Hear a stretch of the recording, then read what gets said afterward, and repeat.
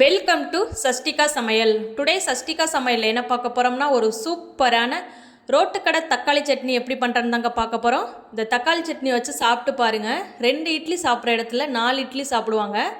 அவ்வளோ ஒரு டேஸ்ட்டு. வாங்க இந்த ரெசிபி எப்படி பண்ணலான்னு வீடியோக்குள்ளே போய் பார்க்கலாம்.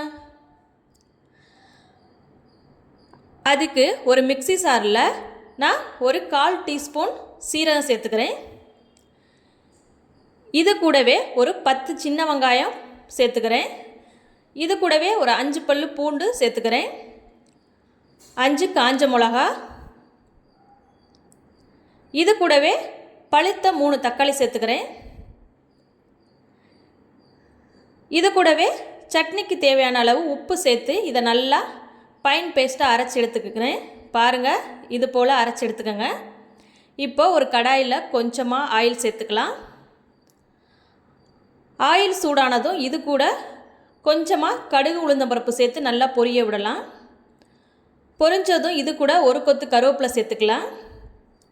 இது கூடவே நம்ம அடித்து வச்சுருக்கிற தக்காளி பேஸ்ட்டை இது கூட ஆட் பண்ணி நல்லா கிளறி விட்டுக்கலாம்.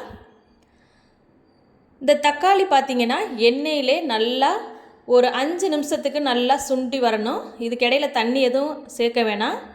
அதோட பச்சை வாசம்லாம் போய் வர அளவுக்கு நல்லா கிளறி விட்டுக்கோங்க.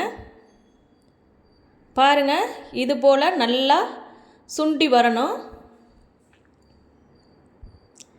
இப்போ இதை நல்லா கிளறி விட்டாச்சு. இப்போ நம்ம சட்னிக்கு தேவையான அளவு தண்ணி சேர்த்துக்கலாம். நான் ஒரு 2 கப் அளவு தண்ணி சேர்த்துக்கிறேன். நீங்கள் தேவைக்கேற்ப தண்ணி சேர்த்து நல்லா கிளறி விட்டுக்கோங்க. பாருங்கள் ஃப்ரெண்ட்ஸ், இது போல் நல்லா கிளறி விட்டு இப்போ இதை நல்லா கொதிக்க விடலாம்.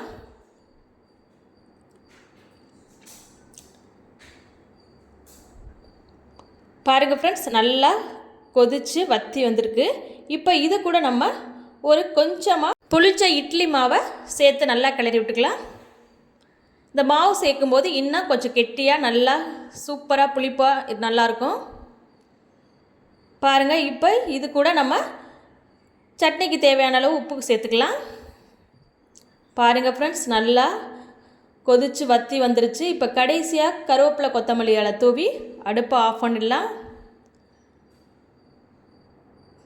பாருங்கள் ஃப்ரெண்ட்ஸ், எவ்வளோ அழகாக சூப்பராக நமக்கு தேவையான ரோட்டுக்கடை தக்காளி சட்னி அழகாக ரெடியாக இருக்குன்னு பாருங்கள். இப்போ இந்த சட்னியை நம்ம சுட சுட இட்லி கூட ஊற்றி சாப்பிடும்போது டேஸ்ட்டு அவ்வளோ ஒரு சூப்பராக இருக்கும் ஃப்ரெண்ட்ஸ். 2 இட்லி சாப்பிட்றவங்களாம் குறையாமல் 4 இட்லி குறையாமல் சாப்பிடுவாங்க.